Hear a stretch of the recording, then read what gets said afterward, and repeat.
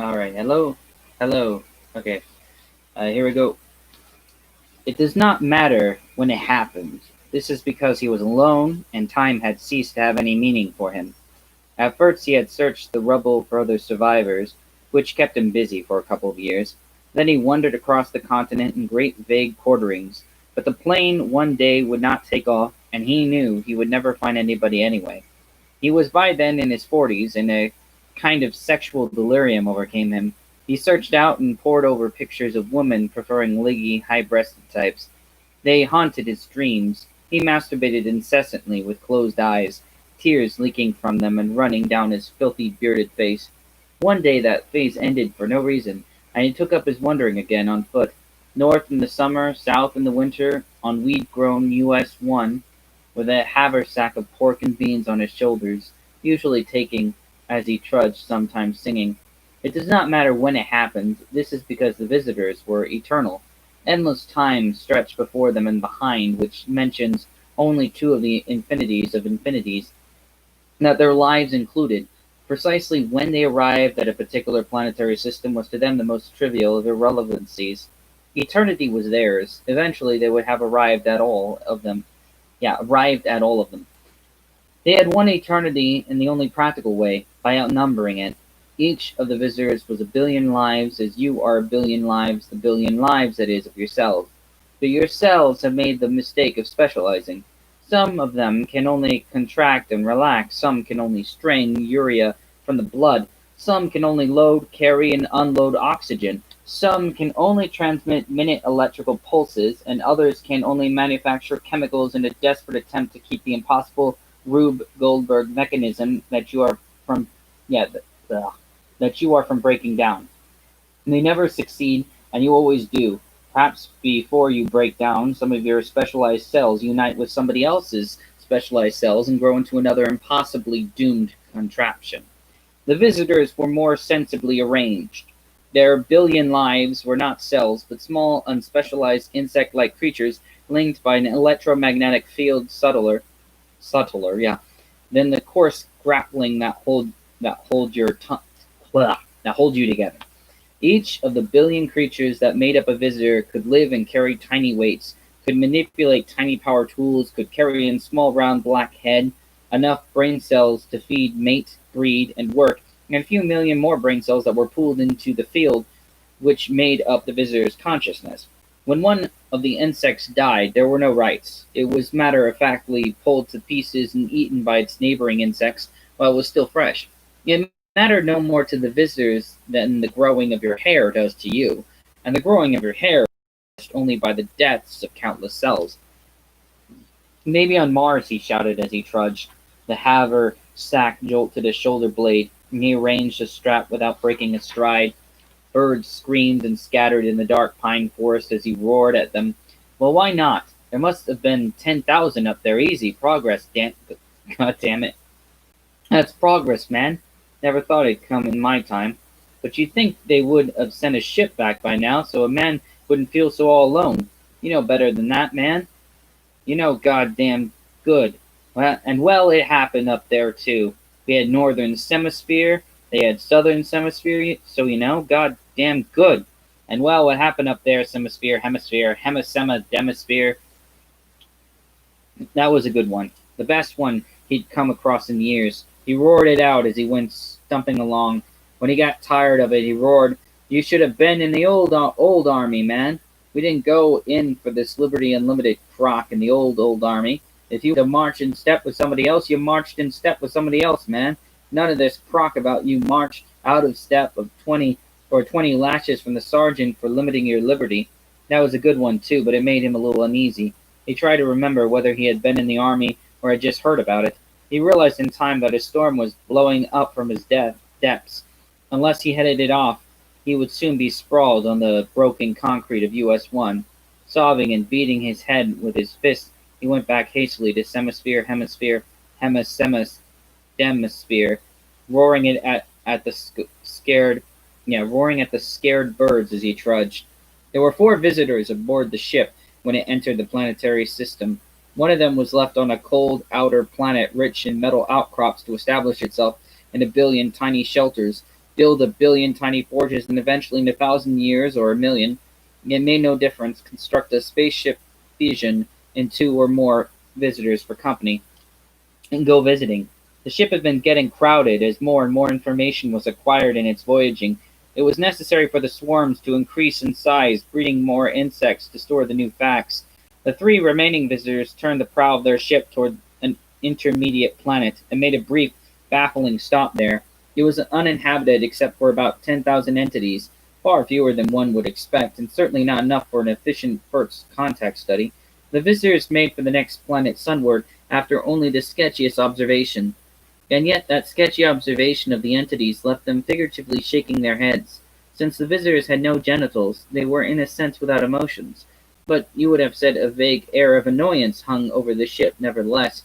They ruminated the odd facts about that the entities had levitated, appeared at the distance of observation to be insubstantial, appeared at the distance of observation to be unaware of the visitors.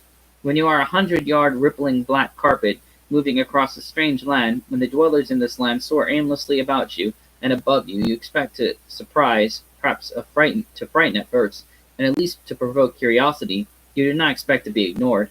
They reserve judgment pending analysis of the sunward planet's entities, possibly colonizing entities, which would explain the sparseness of the outer planet's population, though not its indifference. They landed. He woke and drank water from the roadside ditch. There had been a time when water was the problem. You put 3 drops of Itidin in a canteen, or you boiled it if you weren't too weak from dysentery, or you scooped it from the tank of a flush toilet in the isolated farmhouse with the farmer and his wife and their kids downstairs grotesquely staring with their empty eye sockets at the television screen for the long ago spoken latest word, disease or dust, or shattering supersonic broadcasts from the bullhorn of a low skimming drone. What did it matter? Safe water was what mattered. But hell, he roared, it's all good now, hear that? The rain in the ditches, the standing water in the pools, it's all good now. You should have been lovely, man. Back when the going was bad, fellow, when the bullhorn still came over and the stiff shook when they did, and the lonely man didn't die, but he wished he could. This time the storm took him unaware and was long in passing.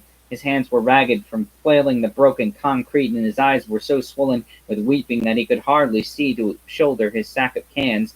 He stumbled often that morning. Once he fell and opened an old scar on his forehead, but not even that interrupted his steady, mumbling chant. "'Tain't no boner, 'tain't no blooper.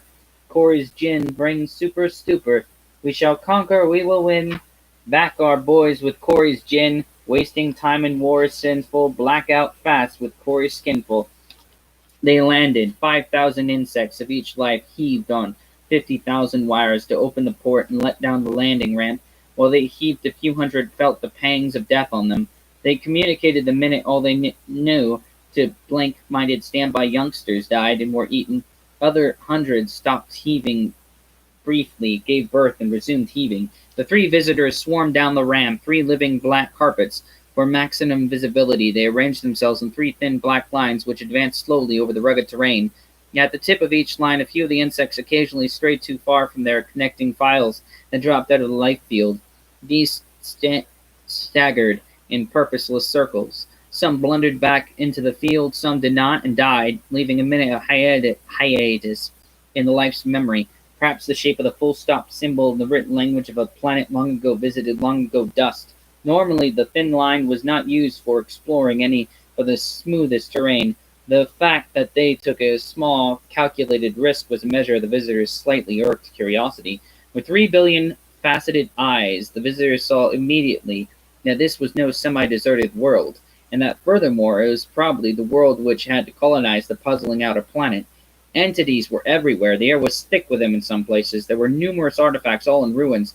Here the entities of the planet clustered, but here the bafflement deepened.